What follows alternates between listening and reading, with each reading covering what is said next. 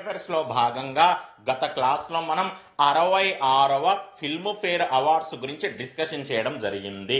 మరి ఈ రోజు మనం దేని గురించి డిస్కషన్ చేస్తున్నాం నాన్న అంటే 67వ జాతీయ చలనచిత్ర పురస్కారాల గురించి డిస్కషన్ చేస్తున్నామండి. సింపుల్ గా అయితే ఇంగ్లీష్ లో ఏమంటాం నాన్న అంటే 67th నేషనల్ ఫిల్మ్ అవార్డ్స్ అంటామండి. నేను మీకు ఆల్రెడీ గతంలోనే నేషనల్ ఫిల్మ్ అవార్డ్స్ కి సంబంధించినటువంటి బేసిక్ ఇన్ఫర్మేషన్ గురించి ఎక్స్ప్లెనేషన్ చేయడం జరిగింది. ఇక్కడ మీ అందరికి అర్థం కావాల్సిన విషయం ఏంటి నాన్న అంటే మరి 67వ జాతీయ చలనచిత్ర పురస్కారాలు అనేవి ఏ సంవత్సరానికి సంబంధించినవి నాన్న అంటే 2019. ఈ అవార్డ్స్ ని వాస్తవానికి 2020లో అనగా 2020లో ప్రదానం చేయాల్సి ఉంది.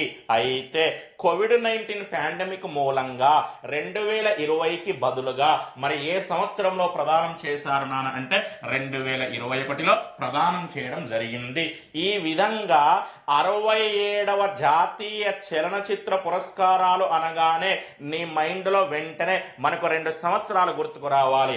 ఆ సంవత్సరాలు ఏంటి నాన్న 2019/2021 అని గుర్తుకు రావాలి.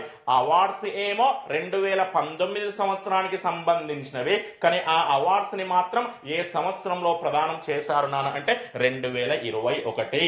మరి జాతీయ చలనచిత్ర పురస్కారాలు అంటే ఇక్కడ చాలా విభాగాలు అనగా చాలా కేటగిరీస్ ఉంటాయండి. వాటి గురించి చదువుకోవడం కష్టమే, అంతేకాదు అండి ఒకవేళ చదువుకున్న వాటన్నింటిని గుర్తుంచుకోవడం కూడా చాలా కష్టం అండి. అందుకే ఇక్కడ నేను ఏం చేశాను నాన్న అంటే కొన్ని ముఖ్యమైన విభాగాలను మాత్రమే అనగా కొన్ని ఇంపార్టెంట్ కేటగిరీస్ ను మాత్రమే సెలెక్ట్ చేశాను అండి. నేను సెలెక్ట్ చేసినటువంటి ఈ విభాగాల గురించి మీరు చదువుకొని ఎగ్జామ్ కి వెళ్తే సరిపోతుందో అండి. ఇందులో కూడా ఫస్ట్ ఆఫ్ ఆల్ మనం దేని గురించి డిస్కషన్ చేస్తాం నాన్న అంటే అసలు 67వ జాతీయ చలనచిత్ర పురస్కారాలలో తెలుగు భాషా సినిమాలకు మొత్తం ఎన్ని అవార్డ్స్ దక్కినాయో డిస్కషన్ చేస్తాము అండి. మరి తెలుగు భాషా సినిమాలకు మొత్తం ఎన్ని అవార్డ్స్ దక్కినాయి నాన్న అంటే 4 అవార్డ్స్ దక్కినాయి అండి. విచిత్రం ఏంటంటే ఈ 4 అవార్డ్స్ కూడా 2 సినిమాలకు దక్కినాయి అండి. అందులో ఒక సినిమాకు 2 అవార్డ్స్ అయితే మరో సినిమాకు మరో 2 అవార్డ్స్ దక్కినాయండి. మరి ఆ 2 సినిమాలలో ఒక సినిమా ఏంటి నాన్న అంటే జెర్సీ, మరొక సినిమా ఏంటి నాన్న అంటే మహర్షి. జెర్సీ అనగానే మనకు గుర్తుకొచ్చే యాక్టర్ ఎవరండి? నాని. మహర్షి అనగానే మనకు గుర్తుకొచ్చే యాక్టర్ ఎవరన్నానంటే మహేష్ బాబు. మరి ఈ 4 అవార్డ్స్ ఏ ఏ విభాగాలలో దక్కినాయో నేను లిస్ట్ అవుట్ చేస్తున్నా, కొద్దిగా జాగ్రత్తగా చూడండి. అందులో ఒక విభాగం ఏంటి నాన్న అంటే ఉత్తమ తెలుగు చిత్రము. ఇంగ్లీష్ లో అయితే ఏమంటాం నాన్న అంటే బెస్ట్ తెలుగు ఫిల్మ్ అంటాము అండి. మరి ఉత్తమ తెలుగు చిత్రం అనేటువంటి ఈ విభాగంలో అవార్డు ఏ సినిమాకు దక్కింది నాన్న అంటే జెర్సీ అనేటువంటి మూవీకి దక్కింది అండి. మనందరికీ తెలుసండి ఈ మూవీ యొక్క డైరెక్టర్ ఎవరు నాన్న అంటే గౌతమ్ తిన్ననూరి. దయచేసి మూవీ పేరు ఇంపార్టెంట్ కాదు నాన్న, మూవీ డైరెక్టర్ పేరు ఇంపార్టెంట్ అండి. ఈ విధంగా జెర్సీ అనగానే ఆ డైరెక్టర్ ఎవరు నాన్న అంటే గౌతమ్ తిన్ననూరి. ఈ సినిమా మనందరికీ తెలిసిందే అండి.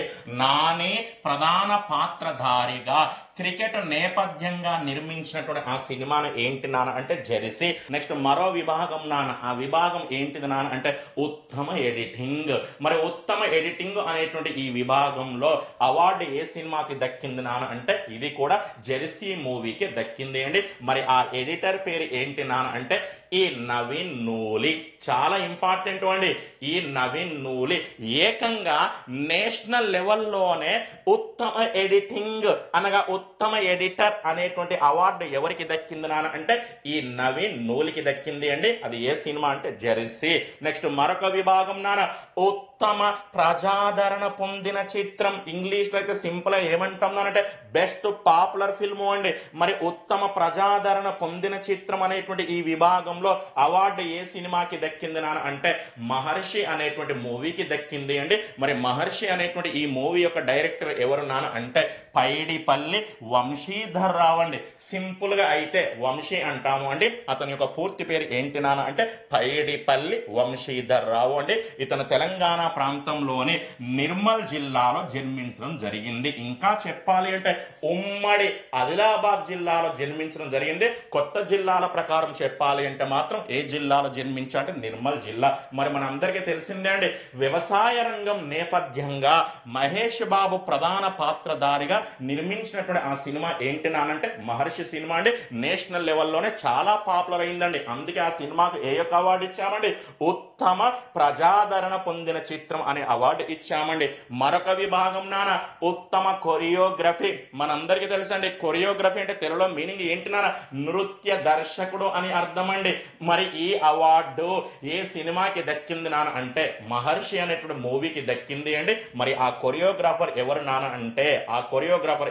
అంటే రాజు సుందరం. ఈ విధంగా జాతీయ స్థాయిలోనే నేషనల్ లెవెల్లోనే ఉత్తమ కొరియోగ్రఫీ అనగా ఉత్తమ కొరియోగ్రాఫర్ అవార్డు ఎవరికి దక్కింది అంటే రాజు సుందరం. ఏ సినిమాకి గాను నానంటే మహర్షి. ఇక్కడ మీ అందరికి అర్థం కావాల్సిన విషయం ఏంటి నాన్న అంటే ఇదే రాజు సుందరంకి గతంలోనే ఒక తెలుగు సినిమాకు గాను ఉత్తమ కొరియోగ్రఫీ అనేటువంటి అవార్డు దక్కింది అండి. మరి అది ఏ సంవత్సరంలో నానంటే 2016. ఏ సినిమాకు గాను నానంటే జనతా గ్యారేజ్ అండి. జనతా గ్యారేజ్ అనగానే మనకు సినిమా ఇంట్రడక్షన్ లో ఒక అద్భుతమైన సాంగ్ ఉంటుందండి.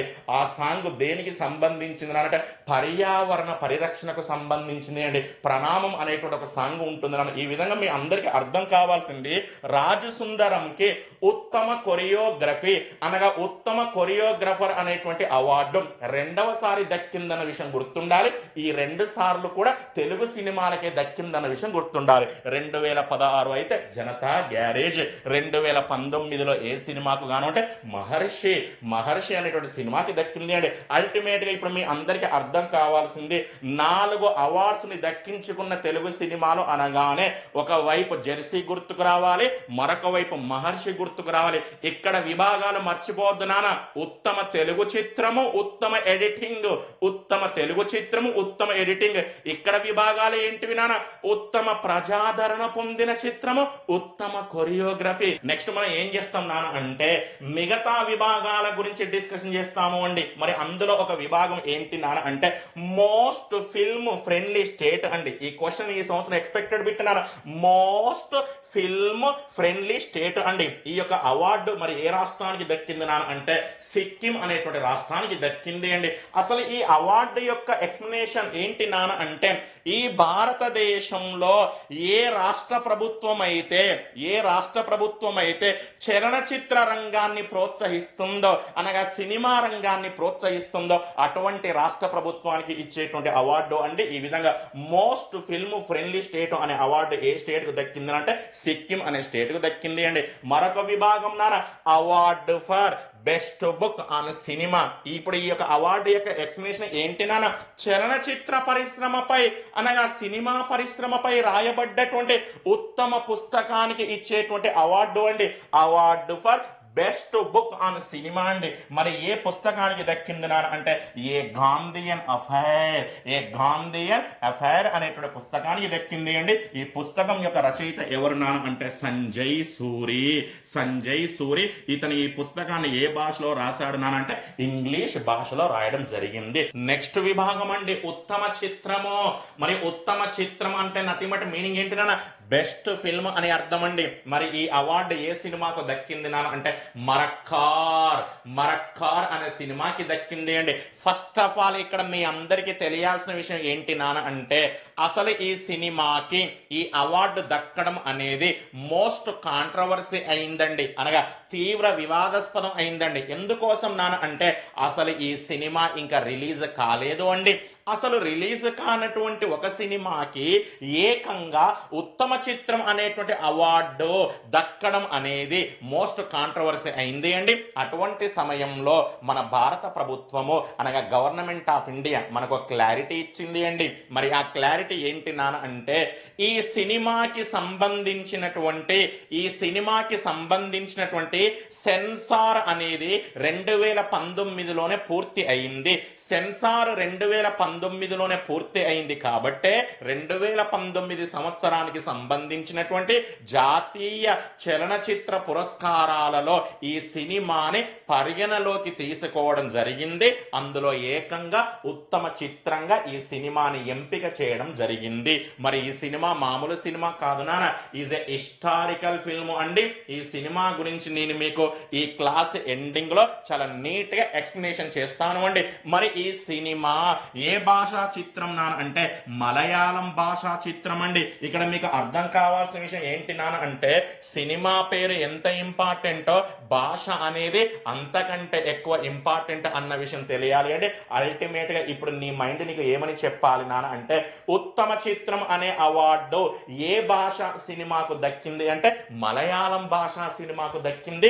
ఆ సినిమా పేరు ఏంటి నాన్న అంటే మరక్కార్. మరి ఈ సినిమా డైరెక్టర్ ఎవరు నాన్న అంటే ప్రియదర్శన్.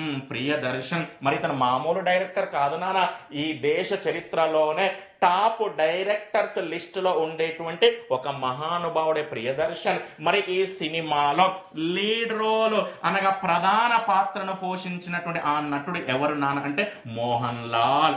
ఒక్కసారి మీరు ఇప్పుడు ఏం చేయాలి నాన్న అంటే నేను ఇప్పటి వరకు చెప్పినటువంటి ఈ ఇన్ఫర్మేషన్ ని లాజికల్ గా ఆలోచించండి. నేను మీకు ఇప్పటికే నంబర్ ఆఫ్ టైమ్స్ చెప్పాను నాన్న, చదవడం ఎంత ముఖ్యమో అంతకంటే ముఖ్యమైనది లాజికల్ గా ఆలోచించడము అనగా లాజికల్ థింకింగ్ అండి. మరి మీరు ఒక్కసారి కనుక ఇప్పుడు లాజికల్ గా ఆలోచిస్తే ఇక్కడ మీకు ఒక చిన్న క్లూ దొరుకుతుంది. ఆ క్లూ ఏంటి నాన్న అంటే సినిమా పేరులో మొదటి అక్షరం ఏంటిది నాన్న అంటే మా.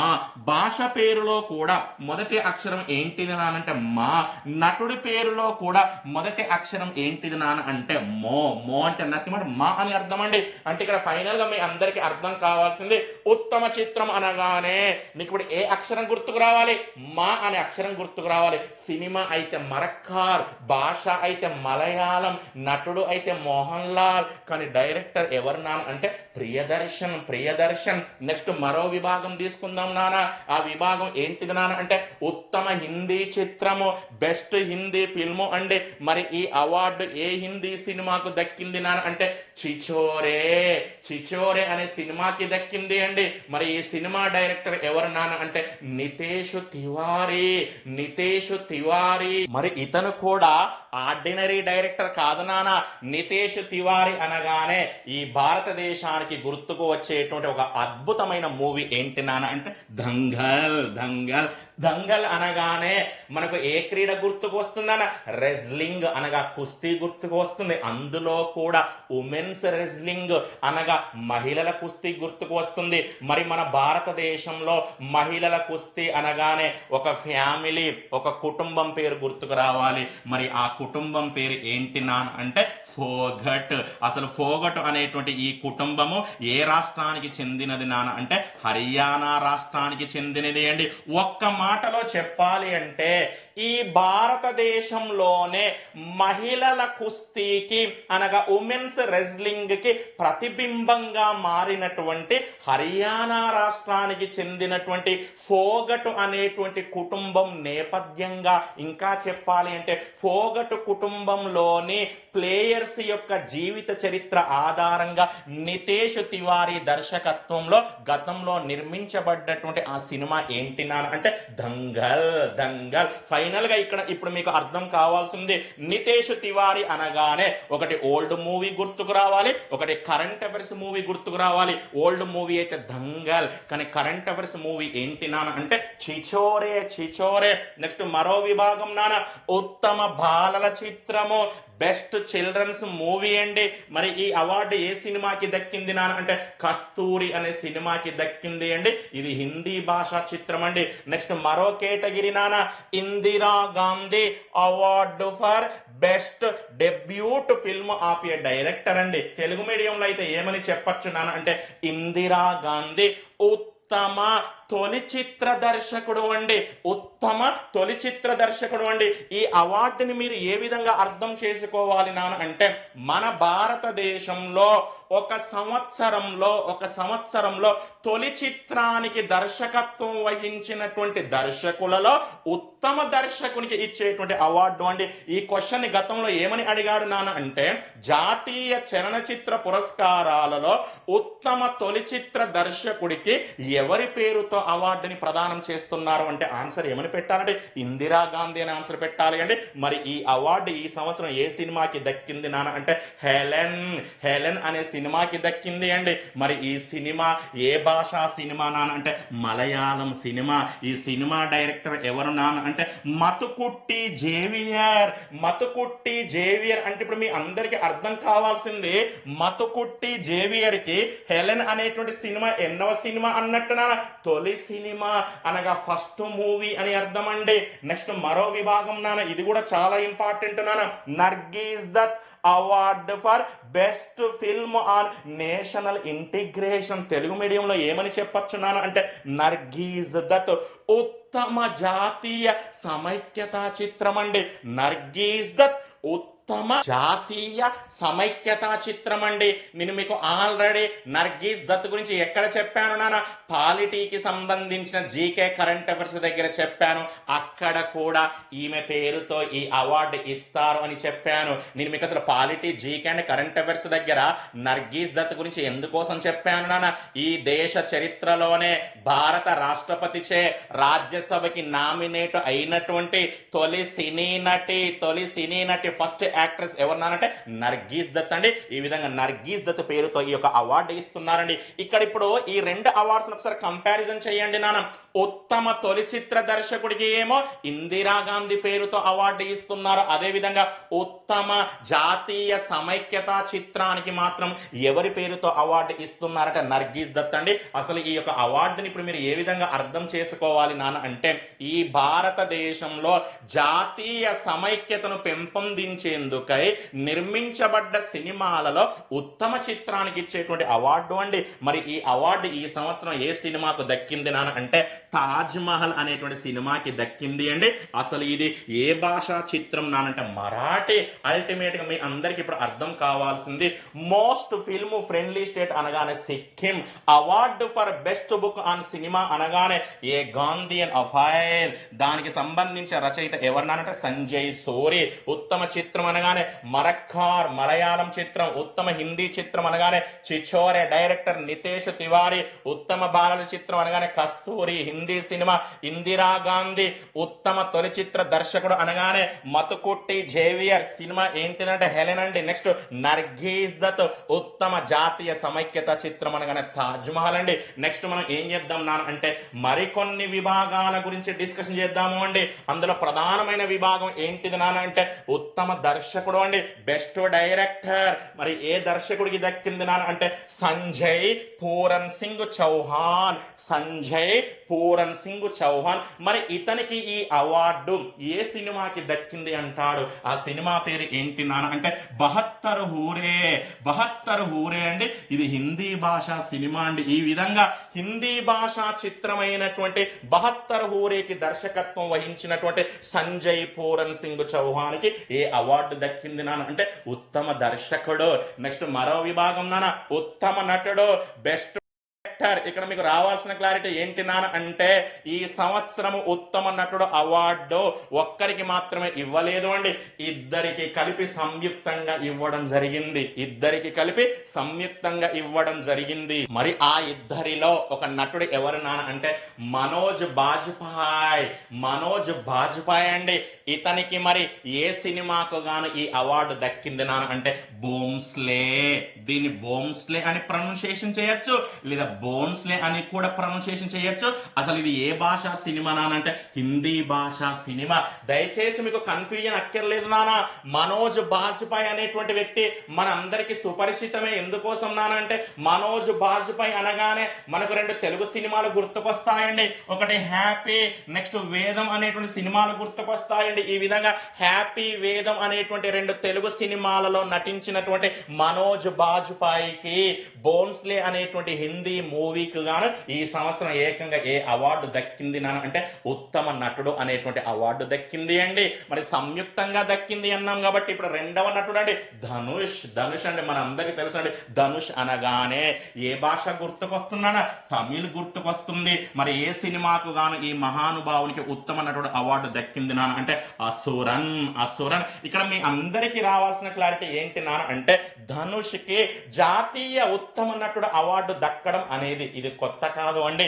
రెండవసారి దక్కింది అండి. ఈ క్లారిటీ ఉండాలన్న సెకండ్ టైం దక్కింది అండి. ఇక్కడ మీ అందరికీ తెలియాల్సిన మరొక ఇంట్రెస్టింగ్ ఇన్ఫర్మేషన్ ఏంటి నాన్న అంటే అసలు ధనుష్ అనేది అతని జన్మనామం కాదు, అనగా అతని బర్త్ నేమ్ కాదు. మరి ధనుష్ యొక్క జన్మనామం ఏంటి నాన్న అంటే వెంకటేష్ ప్రభు కస్తూరి రాజా. వెంకటేష్ ప్రభు కస్తూరి రాజా. ఎంత అద్భుతమైన పేరు చూడండి, వెంకటేష్ ప్రభు కస్తూరి రాజా అంటున్నాం, కానీ సినిమాలకు వచ్చేసరికి మాత్రం ఏమంటున్నాం అంటే ధనుష్ అంటున్నాం. ఒక్కసారి లాజికల్ గా ఆలోచిస్తే ఇక్కడ మీకు మరొక క్లారిటీ రావాలి నాన్న. ఆ క్లారిటీ ఏంటి నాన్న అంటే 67వ జాతీయ చలనచిత్ర పురస్కారాల్లో భాగంగా మామకు అవార్డు దక్కింది, అల్లుడికి కూడా అవార్డు దక్కింది. మామ అంటే రజనీకాంత్ అల్లుడు అంటే ధనుష్ అండి. మరి మామకు దక్కిన అవార్డు ఏంటిది నాన్న? దాదాసాహెబ్ ఫాల్కే అవార్డు. అల్లుడికి దక్కిన అవార్డు ఏంటిది నాన్న? ఉత్తమ నటుడు అనేటువంటి అవార్డు దక్కింది. అందుకే ఈ సంవత్సరం 67వ జాతీయ చలనచిత్ర పురస్కారాలు అనగానే నీకు మామ అల్లుడు గుర్తుకు రావాలి. వారి గొప్పతనం ఏంటిది నాన్న అంటే ఇద్దరు ఎంత ఎత్తుకు ఎదిగినా వారు ఎంత సింప్లిసిటీతో ఉంటారో మనందరికీ తెలుసండి. ఒక్క విషయం చెప్తాను అండి, ఈ రోజు రంగాలతో సంబంధం లేకుండా మనం ఏం చేయాలి నాన్న అంటే కొంతమందిని రోల్ మోడల్ గా తీసుకోవాలి అండి. అందులో అత్యంత ప్రధానమైన వ్యక్తి ధనుష్ నాన్న. మీ అందరికీ తెలియాల్సిన విషయం ఏంటిది నాన్న అంటే మనం ఉన్నత స్థానానికి ఎదగాలి అన్నా, మనం గొప్పగా రాణించాలి అన్నా మీ అందరికి ఇక్కడ అర్థం కావాల్సిన విషయం ఏంటిది నాన్న అంటే టాలెంట్ మాత్రమే మెయిన్ అండి, మిగతావన్నీ నెక్స్ట్ నాన్న. ఈ విధంగా ఉత్తమ నటుడు అనగానే ఈ ఇద్దరు గుర్తుకు రావాలి అండి, మనోజ్ బాజ్పాయ్, ధనుష్. అతడు అనగానే బోన్స్ అనే హిందీ సినిమా గుర్తుకు రావాలి, ధనుష్ అనగానే అసురన్ అనేటువంటి తమిళ్ మూవీ గుర్తుకు రావాలి అండి. నెక్స్ట్ మరో విభాగం నాన్న. ఈ విభాగం ఏంటిది నాన్న అంటే ఉత్తమ నటి, బెస్ట్ యాక్ట్రెస్ అండి, ఉత్తమ నటి. ఈ అవార్డు ఎవరికి దక్కింది నాన్న అంటే కంగనా రనౌత్ కు దక్కిందండి. ఇక్కడ మీకు ఫస్ట్ రావాల్సిన క్లారిటీ ఏంటి నాన్న అంటే జాతీయ ఉత్తమ నటి అవార్డు దక్కడం కంగనా రనౌత్ కి ఇది కొత్త కాదు అండి. ఏకంగా ఈమెకు ఎన్నవసారి దక్కింది నానంటే 3వసారి అండి. ఇది చాలా ఇంపార్టెంట్ బిట్ నాన్న. ఈ సంవత్సరం ఏకంగా ఒక నటికి జాతీయ స్థాయి ఉత్తమ నటి అవార్డు 3వసారి దక్కింది అండి. గతంలో కంగనా రనౌత్ కు 2014లో దక్కింది అండి క్వీన్ అనే సినిమాకి గాని, ఆ తర్వాత 2015లో దక్కింది అండి, 2015లో మళ్ళీ ఇప్పుడు దక్కింది. ఏ సంవత్సరానికి గాను అంటే 2019 సంవత్సరానికి గాను. అయితే ఇక్కడ మీకు మరొక క్లారిటీ ఉండాలి నాన్న. ఓవరాల్ గా చూస్తే కంగనా రనౌత్ కి నేషనల్ ఫిల్మ్ అవార్డు దక్కడం అనేది మాత్రం ఇది ఎన్నవసారి అంటే 4వసారి అండి. ఎందుకోసం నాన్న అంటే 3 సార్లు జాతీయ ఉత్తమ నటి అనే అవార్డు దక్కితే ఒక్కసారి ఏ అవార్డు దక్కింది నాన్న అంటే ఉత్తమ సహాయ నటి అనేటువంటి అవార్డు దక్కింది అండి. బెస్ట్ సపోర్టింగ్ యాక్ట్రెస్ అనే అవార్డు దక్కింది అండి. ఏ సంవత్సరంలో అంటే 2008. ఇంకా ఇన్ని గొప్ప లక్షణాలు కలిగిన కంగనా రనౌత్కి 2020లో 2020లో ఏకంగా ఏ అవార్డు దక్కింది అంటే పద్మశ్రీ. ఒక్కటే గుర్తుంచుకోండి, ధనుష్ కి ఉత్తమ నటుడు అవార్డు దక్కడం 2వసారి, కంగనా రనౌత్కి ఉత్తమ నటి అవార్డు దక్కడం 3వసారి అన్న క్లారిటీ ఉండాలి అండి. మరి కంగనా రనౌత్కి 2019 సంవత్సరానికి గాను ఉత్తమ నటి అనేటువంటి అవార్డు 2 సినిమాలకు గాను దక్కింది అండి. ఎంత విచిత్రం ఆలోచించండి. ఇంతకుముందు ఉత్తమ నటుడు అనే అవార్డు ఇద్దరికి కలిపి సంయుక్తంగా ఇచ్చారు. ఇక్కడికి వచ్చేసరికి ఉత్తమ నటి అనేటువంటి అవార్డు 2 సినిమాలకు కలిపి ఒక్కరికే ఇచ్చారు. ఆ ఒక్కరి పేరే కంగనా రనౌత్. మరి ఆ 2 సినిమాలలో ఒక సినిమా ఏంటిది నాన్న అంటే Manikarnika the queen of Jhansi. Manikarnika the queen of Jhansi 2వ సినిమా పంగా అండి. ఈ రెండు సినిమాలలో ఏదో ఒక బిట్ ఈ సంవత్సరం వచ్చే అవకాశం ఉందండి. ఫస్ట్ దీని గురించి డిస్కషన్ చేద్దాం నాన్న. మణికర్ణిక అనేటువంటిది ఎటువంటి సినిమా నాన్న? ఈజ్ ఏ హిస్టారికల్ ఫిల్మ్ అండి. ఆ సినిమా యొక్క క్యాప్షన్ ట్యాగ్ లైన్ ఏంటిదనంటే ది క్వీన్ ఆఫ్ ఝాన్సీ. మీ అందరికీ తెలియాల్సిన విషయం ఏంటిది నాన్న అంటే, ఝాన్సీ అనేది ఒక ప్రాంతం అండి. ఈ ప్రాంతం ఏ రాష్ట్రంలో ఉంటుంది నానంటే ఉత్తరప్రదేశ్ రాష్ట్రంలో ఉంటుంది. అసలు ఇది మరి ఎటువంటి ప్రాంతం నాన్న అంటే ఈజ్ ఏ ప్రిన్స్లీ స్టేట్ అండి. తెలుగులో చెప్పాలి అంటే ఒక స్వదేశీ సంస్థానము. మరి ఈ స్వదేశీ సంస్థానానికి అధినేత్రిగా ఉన్నటువంటి ఆ మహానుభావురాల పేరు ఏంటి నాన్న అంటే రాణి ఝాన్సీ లక్ష్మీబాయి. రాణి ఝాన్సీ లక్ష్మీబాయి. ఒక్క మాటలో చెప్పాలి అంటే ఉత్తరప్రదేశ్ రాష్ట్రంలోని ఝాన్సీ అనేటువంటి స్వదేశీ సంస్థానానికి హెడ్ అయినటువంటి రాణి ఝాన్సీ లక్ష్మీబాయి జీవిత చరిత్ర ఆధారంగా నిర్మించినటువంటి ఆ సినిమా పేరు Manikarnika, the queen of Jhansi అండి. మరి ఈ సినిమా డైరెక్టర్ ఎవరు నాన్న అంటే జాగర్లమూడి రాధాకృష్ణ. ఇతడినే సింపుల్ గా మనం ఏమంటాం నాన్న? క్రిష్ అంటాము అండి. తెలుగు సినిమా ఇండస్ట్రీ అనగానే గుర్తుకొచ్చేటువంటి గొప్ప దర్శకులలో ఒక దర్శకుడు పేరు క్రిష్ అండి. అతని పూర్తి పేరు జాగర్లమూడి రాధాకృష్ణ.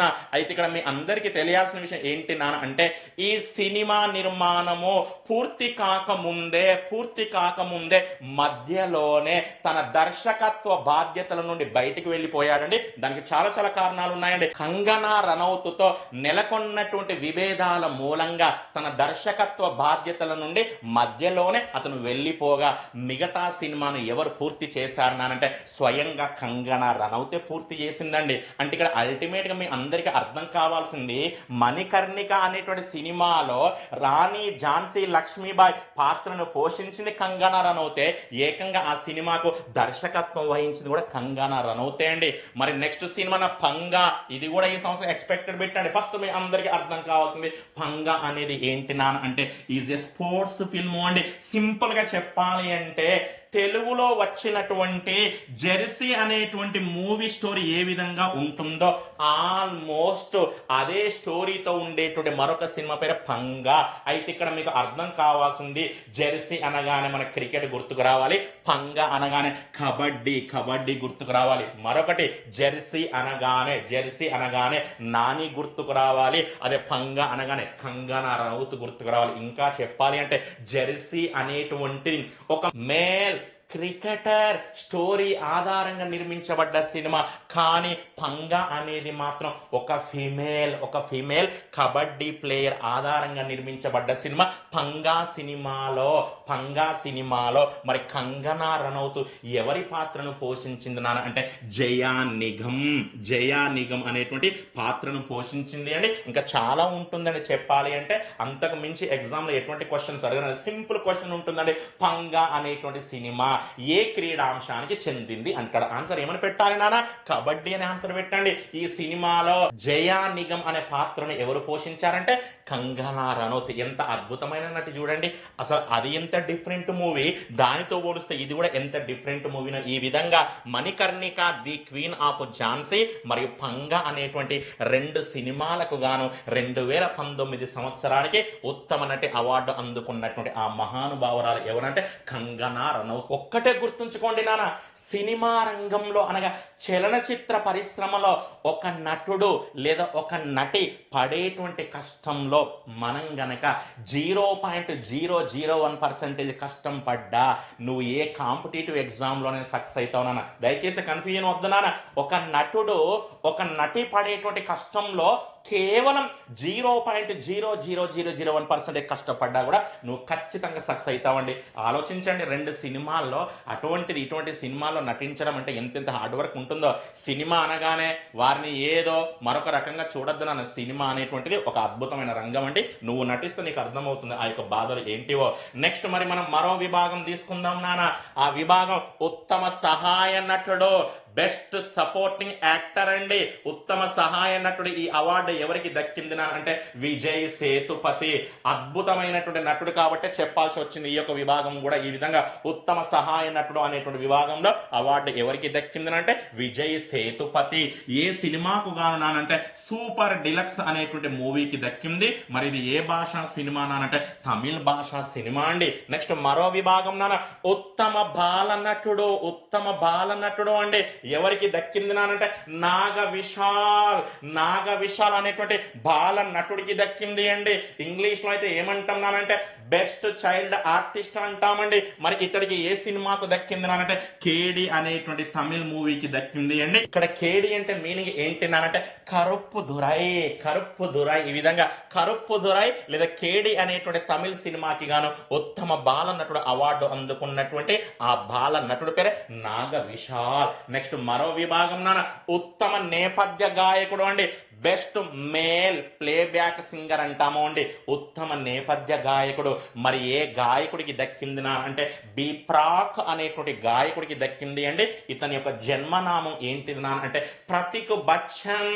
ఇతని బర్త్ నేమ్ జన్మనామం ప్రతీక్ బచ్చన్. కానీ ఏ పేరుతో ప్రసిద్ధిగాంచాడు అంటే బి ప్రాక్ అనేటువంటి పేరుతో ప్రసిద్ధిగాంచాడు అండి. మరి ఏ సినిమాకు గాను ఈ అవార్డు దక్కింది నా అంటే కేసరి అనేటువంటి మూవీకి దక్కింది అండి. మరి ఇది ఏ భాషా సినిమా అంటే హిందీ భాషా సినిమా. ఇది కూడా మామూలు మూవీ కాదు నాన్న, ఈజ్ ఏ హిస్టారికల్ ఫిల్మ్ అండి. మరి ఈ సినిమాలో ఏ పాటకు గాను ఈ అవార్డు దక్కింది నాన్న అంటే తేరీ మిట్టి అనేటువంటి పాటకు గాను దక్కింది అండి. మీ అందరికీ తెలుసు అనుకుంటున్నానా? ఒకవేళ ఈ పాట గనక మీకు ఇప్పటి వరకు తెలియకపోతే మీరైనా నేనైనా ఘోరాతి ఘోరమైన స్టేజ్లో ఉన్నట్టుగా. ఎందుకోసం నాన్న అంటే కొన్ని పాటలు కానీ కొన్ని సినిమాలు కానీ ఈ దేశంలో అందరికీ తెలిసి ఉండాలి అండి.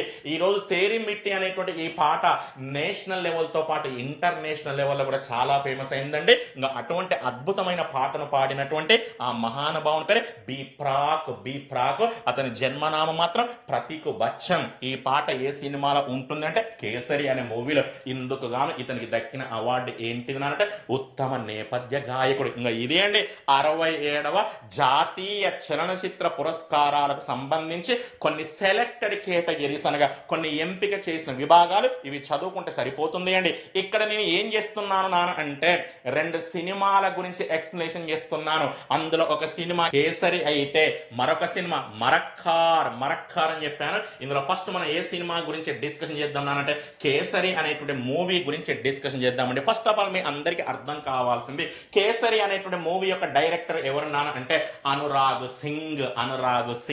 అసలు ఈ మూవీలో ప్రధాన పాత్రను ఎవరు పోషించారు లేదా లీడ్ రోల్ ని ఎవరు పోషించారంటే అక్షయ్ కుమార్. అసలు ఈ సినిమా స్టోరీ ఏంటిది నాన్న అంటే ఒక యుద్ధం ఆధారంగా నిర్మించబడ్డటువంటి సినిమా అండి.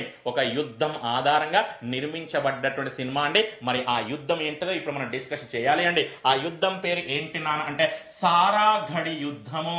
సింపుల్ గా ఏమంటాం నానంటే బ్యాటిల్ ఆఫ్ సారాఘడి అండి. అసలు నేను కూడా ఈ సినిమాకు సంబంధించిన స్టోరీని తెలుసుకున్న తర్వాత నా పైన నాకే సిగ్గు వేసింది నాన్న. ఎందుకోసం నానంటే అసలు ఇంత పెద్ద యుద్ధం గురించి ఈ కాంపిటేటివ్ ఎగ్జామ్ లో నేను ఎన్ని సంవత్సరాల పాటు ఉండి నేను కూడా తెలుసుకోలేకపోయాను అంటే నా పైన నాకు సిగ్గు వేసింది. ప్లస్ ఈ పోటీ ప్రపంచంలో ఉన్నటువంటి పుస్తకాల పైన కూడా నాకు సిగ్గు వేసిందండి. ఎందుకోసం నాన్న అంటే హిస్టరీ అనేది అసలు అది నిజమైన హిస్టరీ కాదు నాన్న. హిస్టరీకి నేను ఇచ్చే డెఫినేషన్ ఏంటిది నాన్న అంటే గెలిచిన వాడు రాసేది, ఓడిపోయిన వాడు చదువుకునేది. గెలిచిన వాడు రాసేది, ఓడిపోయిన వాడు చదువుకునేది హిస్టరీ అంటానండి. అసలు మనం చదివే హిస్టరీ కానీ మనం చూసే హిస్టరీ కానీ ఇది నిజమైన హిస్టరీ కాదు అండి.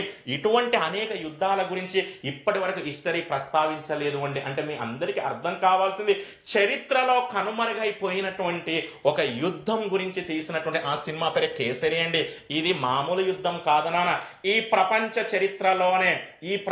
చరిత్రలోనే ఎన్నడూ జరగనటువంటి మరియు జరగబోనటువంటి అంటే గతంలో ఎన్నడూ జరగలేదు, మళ్ళా జరిగే అవకాశం కూడా లేదు అండి. అటువంటి యుద్ధమే సారాగఢ యుద్ధం అండి. కొద్దిగా జాగ్రత్త వినండి నాన్న. సారాగఢ యుద్ధం ఎవరెవరి మధ్య జరిగింది నాన్న అంటే 21 మంది సిక్కు సైనికులకు మరియు 10,000 మందికి పైగా ఆఫ్ఘన్ ట్రైబ్స్ కి మధ్య జరిగిన యుద్ధం అండి. రియాలిటీ ఆలోచించినారా? 21 మంది ఎక్కడ, 10,000 మందికి పైగా ఎక్కడ? ఈ విధంగా 21 మంది సిక్కు సైనికులకు మరియు 10,000 మందికి పైగా ఆఫ్ఘన్ ట్రైబ్స్ కి మధ్య జరిగినటువంటి ఒక అద్భుతమైన యుద్ధమే సారాగఢ యుద్ధం అండి. మరి ఈ 21 మంది సిక్కు సైనికులు ఎవరు నాన్న అంటే బ్రిటిష్ ఇండియన్ ఆర్మీలోని సిక్ రెజిమెంట్ కి చెందిన వారు అండి. మీ అందరికి తెలియాల్సిన విషయం, రెజిమెంట్ అంటే మీనింగ్ ఏంటి నాన్న అంటే ఒక దళము, ఒక ఫోర్స్ అని అర్థం అండి. మరి ఈ ఆఫ్ఘన్ ట్రైబ్స్ ని మనం ఏ పేరుతో పిలుస్తాం నాన్న అంటే పస్తూన్స్ అంటామండి, కొన్ని సందర్భాల పఠాన్స్ అంటామండి. ఈ క్లారిటీ ఉండాలి నాన్న. ఆఫ్ఘాన్ ట్రైబ్స్ ని పస్తూన్స్ అనే పేరుతో పిలవచ్చు, పఠాన్స్ అనేటువంటి పేరుతో పిలవచ్చు. ఈ విధంగా బ్రిటిష్ ఇండియన్ ఆర్మీలోని సిక్ రెజిమెంట్ కి చెందినటువంటి 21 మంది సిక్ సైనికులకు మరియు 10,000 మందికి పైగా ఆఫ్ఘాన్ ట్రైబ్స్ కి అనగా ఆఫ్ఘాన్ పస్తూన్స్ కి అనగా ఆఫ్ఘాన్ పఠాన్స్ కి మధ్య జరిగినటువంటి ఆ యుద్ధం పేరు సారాగఢి యుద్ధం అండి. ఈ యుద్ధం ఎప్పుడు జరిగింది నాన్న అంటే 1897 సెప్టెంబర్ 12న. మరి 1897 సెప్టెంబర్ 12న ఈ యుద్ధం ఇంకా ఎక్కడ జరిగింది అంటే భారతదేశ వాయువ్య ప్రాంతంలో ఆ ప్రాంతాన్ని మనం ఏమంటాం నాన్న అంటే నార్త్ వెస్ట్ ఫ్రాంటియర్ ప్రావిన్స్ అంటాము అండి. నార్త్ వెస్ట్ ఫ్రాంటియర్ ప్రావిన్స్ అంటామండి. తెలుగులో అయితే వాయువ్య సరిహద్దు ప్రాంతము. ఫ్రాంటియర్ అంటే మీనింగ్ ఏంటినంటే సరిహద్దు అని అర్థం అండి. ఈ యుద్ధంలో 21 మంది సిక్కు సైనికులు వీరమరణం పొందడం జరిగింది అండి. 21 మంది సిక్కు సైనికులు వీరమరణం పొందడం జరిగింది. ఆలోచించిన 10,000 మందికి పైగా ఆఫ్ఘాన్ ట్రైబ్స్ ని అత్యంత ధైర్య సాహసాలతో ఎదుర్కోవడంతో పాటు వారితో చేసినటువంటి పోరాటంలో అమరవీరులైనటువంటి ఆ మహానుభావుల 21 మంది సిక్కు సైనికులు. ఈ యుద్ధమే సారాగఢి యుద్ధం. ఇది ఇప్పుడు ఇండియన్ హిస్టరీలో కనుమరుగైపోయినటువంటి ఒక యుద్ధం అండి. ఈ యుద్ధం ఆధారంగా నిర్మించిన ఆ సినిమా ఏంటిది నాన్న అంటే కేసరి. నెక్స్ట్ సినిమా ఏంటిది నాన్న అంటే మరక్కార్. నేను మీకు ఇంత ముందుకే చెప్పాను నాన్న, మరక్కార్ అనేటువంటిది ఒక మలయాళం భాషా సినిమా. ఈ సినిమా డైరెక్టర్ ఎవరు నాన్న అంటే ప్రియదర్శన్. కానీ ఈ సినిమాలో లీడ్ రోల్ అనగా ప్రధాన పాత్రను ఎవరు పోషించారంటే మోహన్ లాల్ పోషించారు అండి. ఫస్ట్ ఆఫ్ ఆల్ ఈ సినిమా స్టోరీ మీకు అర్థం కావాలి నాన్న. ఈ సినిమా స్టోరీ ఏంటిది నాన్న అంటే కుంజాలి మరక్కార్ అనేటువంటి నౌకా దళాధిపతులు, ఇంకా చెప్పాలి అంటే నావెల్ కమాండర్స్ జీవిత చరిత్ర ఆధారంగా నిర్మించినటువంటి ఒక సినిమా ఏంటిదంటే మరక్కార్. మరి కుంజాలి మరక్కార్ అనేటువంటి నౌకా దళాధిపతులు లేదా నావెల్ కమాండర్స్ ఏ మతానికి చెందిన వారు అంటే ముస్లిం మతానికి చెందిన వారు అండి. ఇది అద్భుతమైన సినిమా నాన్న. ఇది కూడా ఇప్పుడు చాలా ఇంపార్టెంట్ బిట్ అండి. ఇది చాలా ఇంపార్టెంట్ ఇన్ఫర్మేషన్ అండి. ఇది అర్థం కావాలి అంటే మనం కొద్దిగా బ్యాక్గ్రౌండ్ వెళ్ళాలి. ఆ బ్యాక్గ్రౌండ్ ఏందో ఒక్కసారి జాగ్రత్త వినండి నా. ఫస్ట్ ఆఫ్ ఆల్ మీ అందరికీ తెలియాల్సింది, కేరళ రాష్ట్రానికి చెందినటువంటి తీర ప్రాంతాన్ని మనం ఏమంటాం నా అంటే మలబార్ తీర ప్రాంతం లేదా మలబార్ కోస్ట్ అంటామండి. మరి మలబార్ తీర ప్రాంతంలోని ఒక సామ్రాజ్యం పేరు ఏంటి నానంటే కాలికట్. అప్పట్లో కాలికట్ అన్నారు, ప్రస్తుతం ఏమంటున్నారంటే కోజికోడ్ అంటున్నారు. మరి కాలికట్ సామ్రాజ్య అధినేతను ఏ పేరుతో పిలిచేవారు నాన్న అంటే జామోరిన్ అనేటువంటి పేరుతో పిలిచేవారు అండి. దయచేసి క్లారిటీకి రండి నాన్న. కాలికట్ అనేటువంటి సామ్రాజ్య అధినేత పేరు కాదు అండి. సామ్రాజ్య అధినేతను ఈ పేర్లతో పిలిచేవారు. అంటే ఎవరు సామ్రాజ్య అధినేతగా ఉన్నా వారందరినీ ఈ పేరుతో పిలిచేవారు. ఆ పేరే ఏంటిది అంటే జామోరిన్. ఇంకా చెప్పాలి అంటే కాలికట్ సామ్రాజ్య అధినేతలకు ఉండేటువంటి బిరుదు లేదా టైటిల్ ఏంటిది జామోరిన్. అంటే ఇప్పుడు ఇక్కడ జామోరిన్ అంటే మనం ఏమని అర్థం చేసుకోవాలంటే వంశపారంపర్య పరిపాలకులు లేదా వంశపారంపర్య చక్రవర్తులు లేదా వంశపారంపర్య రాజులు అని అర్థం చేసుకోవాల్సి ఉంటుందండి. మరి ఈ జామోరిన్ అనేటువంటి వంశపారంపర్య పరిపాలకులు లేదా చక్రవర్తులు లేదా రాజుల క్రింద 16వ శతాబ్దంలో పనిచేసినటువంటి నౌకా దళాధిపతిని ఏ పేరుతో పిలిచేవారు నాన్న అంటే కుంజాలి మరక్కార్ అనే పేరుతో పిలిచేవారు అండి. మొత్తం ఎందరు నౌకా దళాధిపతులు లేదా ఎందరు కుంజాలి మరక్కార్లు పనిచేశారంటే మొత్తం 4 పనిచేశారు. అందుకే ఆ 4ని ఇప్పుడు ఏమంటాం నాన్న అంటే కుంజాలి మరక్కార్ 1, కుంజాలి మరక్కార్ 2, కుంజాలి మరక్కార్ 3, కుంజాలి మరక్కార్ 4 అంటామండి. ఎంత విచిత్రం ఆలోచించండి. సామ్రాజ్యానికి సంబంధించిన సామ్రాజ్యాధినేతకు అసలు పేర్లు చరిత్రలో లేవు, ప్లస్ ఆ సామ్రాజ్యాధినేత కింద పనిచేసినటువంటి నౌకా దళాధిపతులు కూడా అసలు పేర్లు లేవు అండి. అసలు పేర్లు అంటే మీనింగ్ ఏంటి అంటే వ్యక్తిగత పేర్లు ఎక్కడ అందుబాటులో లేవు అండి. ఇండివిజువల్ నేమ్స్ అనేవి ఎక్కడ అందుబాటులో లేవు అన్న. సింపుల్ గా కాలికట్ సామ్రాజ్యాధినేత అంటే ఆ కుర్చీలో ఎవరు ఉన్నా, కుర్చీ అంటే ఇక్కడ మీనింగ్ ఏంటినా ఆ సింహాసనంలో ఎవరు ఉన్నా వారందరిని ఏ పేరుతో పిలిచారంటే జామరిన్ అనేటువంటి పేరుతో పిలిచారండి. అంతేకాదండి వీరి కింద పనిచేసినటువంటి నౌకా దళాధిపతిని కూడా ఏ పేరుతో పిలిచారు అంటే కుంజాలి మరక్కర్ అనేటువంటి పేరుతో పిలిచారండి. మొత్తం కలిపి ఒకసారి రియాలిటీలో ఆలోచించండి నాన్న. ఫస్ట్ కేరళ రాష్ట్రం గుర్తుకు రావాలి. కేరళ రాష్ట్రంలో ఏ తీర ప్రాంతం గుర్తుకు రావాలి? మలబార్ అనే తీర ప్రాంతం గుర్తుకు రావాలి. మలబార్ తీర ప్రాంతంలో ఏ సామ్రాజ్యం గుర్తుకు రావాలి నాన్న? కాలికట్ అనే సామ్రాజ్యం గుర్తుకు రావాలి. ఆ సామ్రాజ్యం అనగానే ఆ సామ్రాజ్య అధినేత ఎవరు గుర్తుకు రావాలి? జామరిన్ గుర్తుకు రావాలి. జామరిన్ అనగానే వారి కింద పనిచేసిన నౌకా దళాధిపతులు లేదా నావల్ కమాండర్స్ గుర్తుకు రావాలి. వారి పేరు ఏంటంటే కుంజాలి మరక్కర్. వీరు ఏ మతానికి చెందిన వారు అంటే ముస్లిం మతానికి చెందిన వారు. ఒక్కసారి ఇండియన్ హిస్టరీ గుర్తుకు తెచ్చుకోండి నాన్న. అందులో కూడా మోడర్న్ ఇండియన్ హిస్టరీ అనగా ఆధునిక భారతదేశ చరిత్ర గుర్తుకు తెచ్చుకోండి.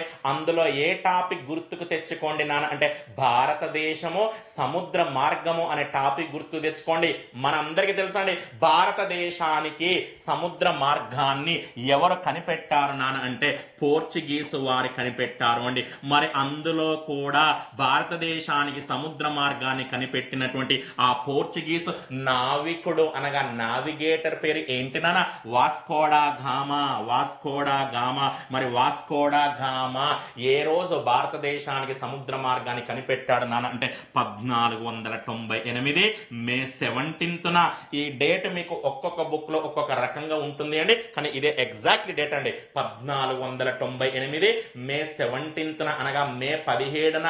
మరి 1498 మే 17న పోర్చుగీసు నావికుడైన వాస్కోడా గామా మన భారతదేశంలోని ఏ ప్రాంతానికి చేరుకున్నాడు అంటే ఆన్సర్ ఏమని పెట్టాలి?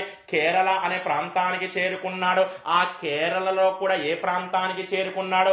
పశ్చిమ తీర ప్రాంతానికి చేరుకున్నాడు. మరి పశ్చిమ తీర ప్రాంతాన్ని ఏమంటాం? మలబార్ తీర ప్రాంతం. మలబార్ తీర ప్రాంతం అంటాం. మరి నాడు మలబార్ తీర ప్రాంతంలోని కాలికట్ సామ్రాజ్యాధినేత ఎవరంటే ఆన్సర్ ఏమని పెట్టాలి? జామరిన్. జామరిన్ అనేటువంటి ఆన్సర్ పెట్టాలి. ఇక్కడ మరొక క్వశ్చన్ అడుగుతున్నాడు. ఏమనే క్వశ్చన్ అడుగుతున్నాడు అంటే అసలు వాస్కోడా గామా ఏ నౌక ద్వారా ఏ ఓడ ద్వారా చేరుకున్నాడు అంటాడు. మన ఆన్సర్ ఏమని పెట్టాలి నాన్న అంటే సావో గాబ్రియల్. సావో గాబ్రియల్ అండి. దయచేసి కన్ఫ్యూజన్ వద్దు నాన్న. ఎవరు సముద్ర మార్గాన్ని కనిపెట్టారు అంటే పోర్చుగీసు వారు. ఎగ్జాక్ట్లీ ఎవరు అంటే పోర్చుగీసు నావికుడైన వాస్కోడా గామా.